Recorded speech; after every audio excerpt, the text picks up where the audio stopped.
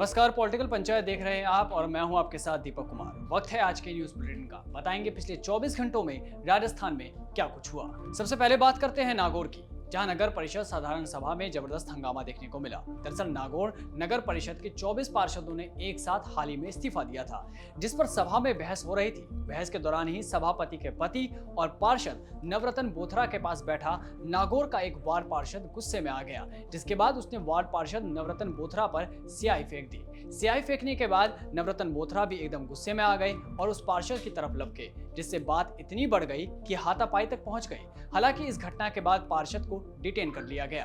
अब खबर बाड़मेर की, जहां तेज रफ्तार ट्रक का तांडव देखने को मिला। बताया जा रहा है कि ट्रक ड्राइवर नशे में गाड़ी चला रहा था, जिसके बाद पुलिस ने उसे नाकाबंदी कर फिल्मी स्टाइल में दबोचा। अब खबर हनुमानगढ़ जिले की, जहां स्मार्ट मीटर का विरोध करते हुए हनुमानगढ़ जंक्शन में मशाल जुलूस निकालकर कम्युनिस्ट पार्टी ऑफ इंडिया ने खूब प्रदर्शन किया। इस दौरान पूर्व विधायक बलवान पुनिया ने क्या कुछ कहा, सुनिए। हाई कोर्ट कर्नाटका ने सपोज कहा है दैट इज नॉट मैंडेटरी, क्या आवश्यक नहीं है। हमारे पास जो ऑलरेडी मीटर है वो हमारी प्रॉपर्टी है, आप उसको तोड़ करके दूसरा मीटर नहीं लगा सकते।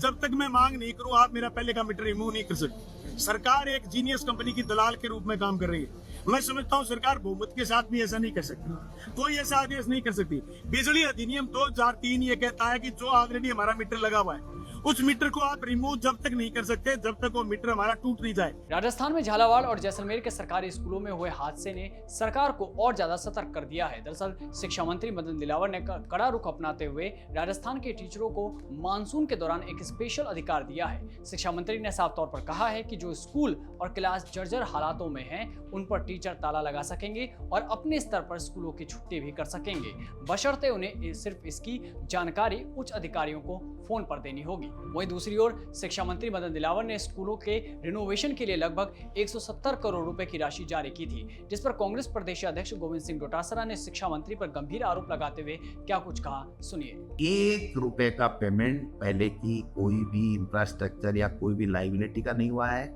आगे इनका कोई सैंक्शन नहीं होने वाली है, कोई टेंडर नहीं होने वाले हैं। कोर्टों में ले जाके परिसीमन को अटका रहे हैं, न कोई चुनाव होने हैं और दिसंबर तक ये हालत हो जाएगी इनकी कि ये कर्मचारियों की तनख्वाह भी नहीं दे पाएंगे, क्योंकि इनका मैनेजमेंट ही नहीं है, इनका रेवेन्यू ही नहीं आ रहा है। इसके अलावा ये नज़ारा जो आप देख रहे हैं वो डूंगरपुर जिले का है, जहां मासूम बच्चे अपने हाथों में किताबें लेकर इस नाले नदी को पार करते हुए नजर आ रहे हैं, ताकि वो अपने स्कूल तक पहुंच सके।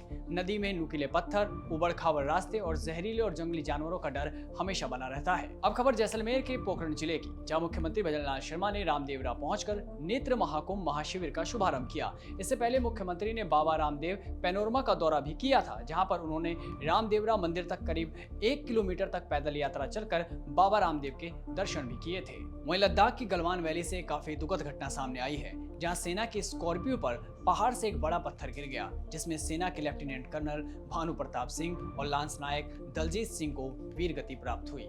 वहीं दूसरी ओर भाजपा प्रदेश प्रवक्ता पंकज मीना ने मीडिया से बात करते हुए कांग्रेस पर काफी गंभीर आरोप लगाए हैं। उन्होंने कहा कि कांग्रेस आतंकवादियों का साथ देती है। कांग्रेस का पूरा इकोसिस्टम सदैव आतंकवादियों के साथ रहता है। कोई जमाने में आतंकवादियों को बातचीत के नाम पे दिल्ली बुलाकर संसद में बैठाकर बिरयानी खिलाई जाती थी। इतना ही नहीं, महाराष्ट्र में 2008 को जो मालेगांव ब्लास्ट हुआ था, जिसमें 6 लोगों की मौत हुई थी, उस पर पंकज मीना ने राहुल गांधी को माफी मांगने को कहा है। कांग्रेस के नेता राहुल गांधी को सामने आके अब मालेगांव के लिए जो उन्होंने षड्यंत्र रचा या हिंदू समाज को आतंकवादी कहना काम किया, उसके लिए राहुल गांधी को माफी मांगनी चाहिए। अब खबर चूरू जिले की, जहां राजल देसर में रेलवे स्टेशन के पास बिजली विभाग का एक हिस्सा बारिश के चलते अचानक गिर गया। हालांकि गनीमत रही कि इस हादसे में किसी कर्मचारी को चोट नहीं आई। वहीं नेता प्रतिपक्ष टीकाराम जूली राजस्थान से लगभग 12,400 किलोमीटर दूर अमेरिका के वाशिंगटन पहुंचे, जहां उन्होंने इंडियन ओवरसीज कांग्रेस के वाशिंगटन चैप्टर के अध्यक्षों से मुलाकात की। इसके साथ ही उन्होंने भारत अमेरिका से जुड़े इंपॉर्टेंट विषयों पर चर्चा भी की। वहीं खबर नागौर के पर्वतसर से आ रही है, जहां वाहन के चालकों का आरोप है कि रोड बनने से पहले ही उनसे टोल वसूला जा रहा है, जिसके बाद उन्होंने इस चीज का विरोध करते हुए धरना दिया। हालांकि सादा वर्दी में एक पुलिस कांस्टेबल ने आकर अपनी दबंगई दिखाई और यहां मौजूद लोगों पर हाथ भी उठाया। इतना ही नहीं, कांस्टेबल तो उनको पीटने के लिए भागता भी नजर आया। राजस्थान सरकार ने कॉम्पिटिटिव एग्जाम में एंट्री के नियमों में बड़ा बदलाव किया है। बताया जा रहा है कि राजस्थान के सभी विभागों के लिए आयोजित की जाने वाली भर्ती में अभ्यर्थी कड़ा, पगड़ी और कृपाण पहनकर परीक्षा दे सकेंगे। इस संबंध में सभी विभागों को भर्ती परीक्षा नियमों में बदलाव का आदेश भी जारी कर दिए गए हैं। अब बात करते हैं पिछले 24 घंटों में पॉलिटिकल पंचायत पर आए दर्शकों के टॉप कमेंट्स की। ओमपाल सिंह नाम के यूजर हनुमान बेनीवाल द्वारा ऑपरेशन सिंदूर के ऊपर संसद वाले भाषण पर लिखते हैं, इनके पीछे बैठे मौलवी किस तरह से हंस रहा है। वो देख रहे हैं कि देखो हिंदू कैसा ड्रामा कर रहे हैं, जो अपने वोटों के खातिर कुछ भी बोलते रहते हैं, कुछ भी सुनते हैं। तुम शादीशुदा हो, उसके बाद भी सिंदूर शब्द की ऐसी व्याख्या कर रहे हो। इसी पर एक और यूजर लिखते हैं, बेनीवाल जी, सिंदूर और अपने धर्म का अपमान करने से अच्छा तो राजस्थान की जनता की कोई मांग रख लेते। पीछे देखो कौन हंस रहा है हमारे धर्म पर। आप भी पॉलिटिकल पंचायत का परिवार है, इस वीडियो पर अपनी राय जरूर दें। हर दिन के बुलेटिन में टॉप कमेंट को मिलेगी जगह। न्यूज बुलेटिन में आज के लिए बस इतना ही। कल होगी फिर से मुलाकात, तब तक के लिए नमस्कार।